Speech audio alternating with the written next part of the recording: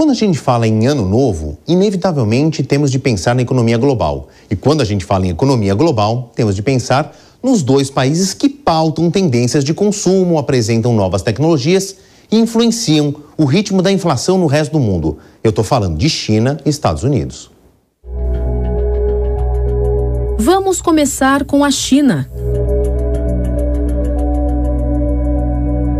Agora, em dezembro, o presidente Xi Jinping reuniu a cúpula do Partido Comunista, a organização política que comanda o país desde a Revolução de 1949, para discutir perspectivas econômicas para 2024.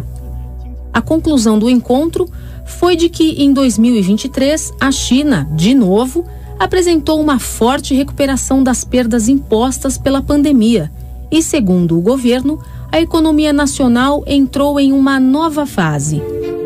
Xi Jinping se referiu a dois processos que irão colocar a China em outro patamar até a primeira metade deste século. Na política externa, o avanço da chamada Nova Roda da Seda, em que o país investe pesado em infraestrutura de parceiros estratégicos para garantir a maior rede de exportação já vista na história contemporânea e, principalmente, no estímulo do consumo interno. A reunião ainda apresentou a ambição de Pequim em fomentar a geração de emprego. Segundo o presidente, novas vagas bem remuneradas surgirão pelo incentivo à maior eficiência e qualidade das linhas de produção. Xi Jinping pressionou para que instituições financeiras invistam em projetos de inovação científica e tecnológica, apoiem a transformação verde e ajudem pequenos e microempresários a aderirem à economia digital.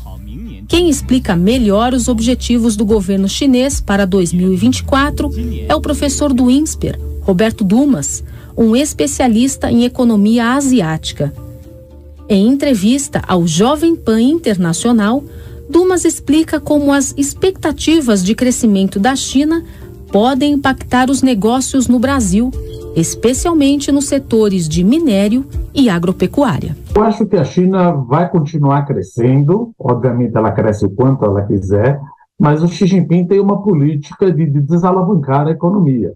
Some-se a isso a pandemia, não tanto a pandemia, mas o lockdown draconiano que ele colocou, a população chinesa percebeu que o Partido Comunista Chinês está cada vez mais intervindo nas iniciativas privadas. E o chinês acabou se recolhendo e não comprando ativos de alto valor, como, por exemplo, casa e carros. E isso acaba prejudicando, principalmente, a nossa maior pauta de exportação, que é o minério de ferro. Então, isso acaba batendo. Pelo lado do agronegócio, não acho que isso vai afetar, pelo menos em termos de quantidade, porque a China está mudando o modelo de crescimento econômico dela, voltando para mais consumo. A China quer consumir mais, mas a China não consome, a China consome bastante, mas ela produz mais do que consome, ela quer consumir mais do que produzir. Então o agronegócio tende a continuar se beneficiando, não tanto quanto se beneficiou em 2023, que foi justamente o principal fator de crescimento econômico para esse ano aqui que estamos terminando.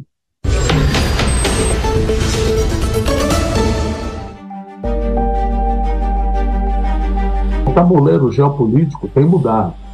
Desde a guerra da Ucrânia, a ascensão da China cada vez maior, não a ruptura, mas a tentativa dos BRICS de começarem a fazer instituições pós-Bretton Woods, porque vendo que a China, a Rússia, a Índia, o Brasil e a África do Sul, não estou nem colocando esses seis, não tinham o protagonismo que tem dado tamanho da sua economia, esses países resolveram fazer as suas próprias instituições, como, por exemplo, o Banco dos BRICS.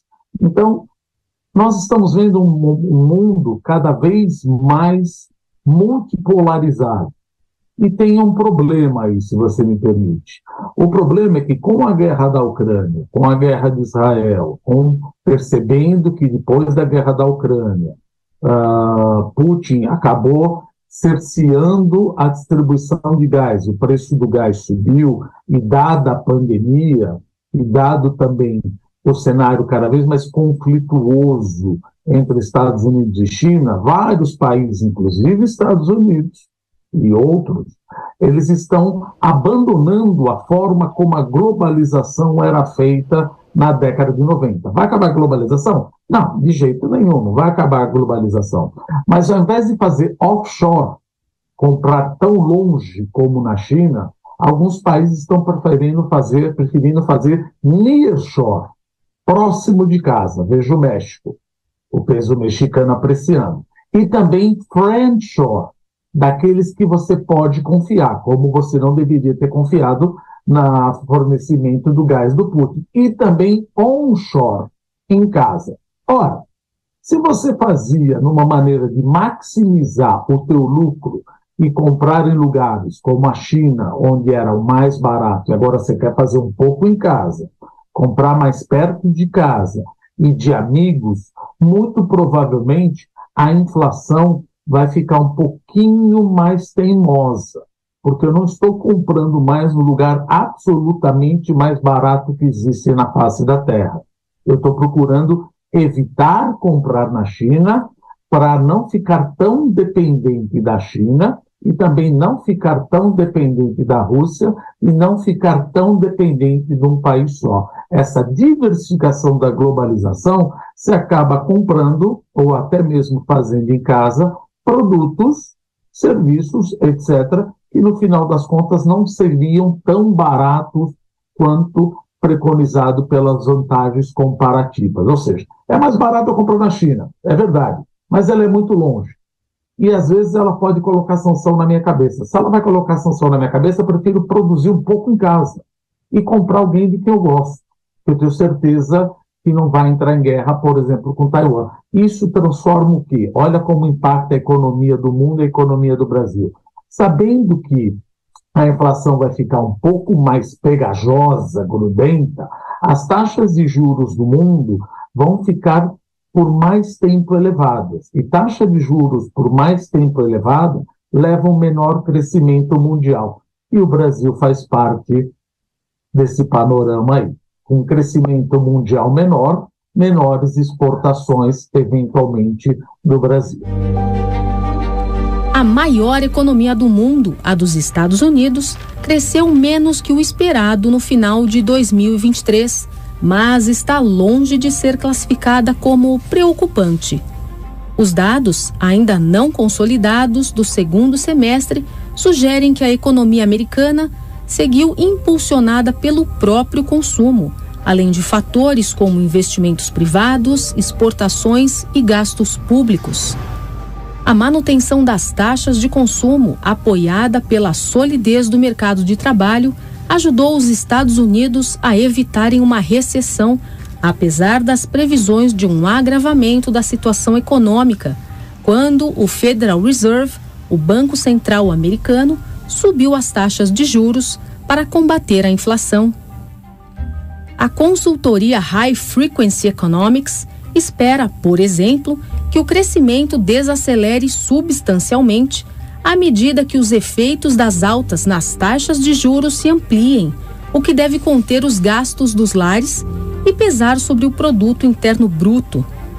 Os juros americanos estão na faixa de 5,25% a 5,50%, maior patamar desde 2001. O Banco Central daquele país promete reduzi-los para 4,6% em 2024.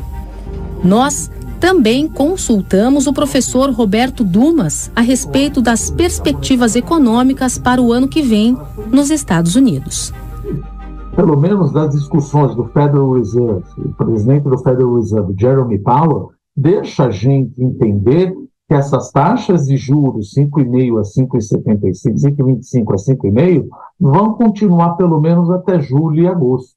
Ou seja, os Estados Unidos vão continuar com essa política monetária contracionista até pelo menos metade do ano que vem. Não vão reduzir juros. Ora, se não vão reduzir juros, política monetária funciona dessa maneira. Você pisa no freio, a economia vai frear dali 9, 12 meses. Então, o impacto contracionista da política monetária nos Estados Unidos vai ser muito mais sentido em 2024 do que em 2023. E os Estados Unidos, juntamente com a União Europeia, são o segundo maior país comprador da gente. Então, as nossas exportações, que é um item do nosso PIB, pode acabar sendo prejudicada pela política monetária ainda contracionista dos Estados Unidos, pelo menos até julho de 2024.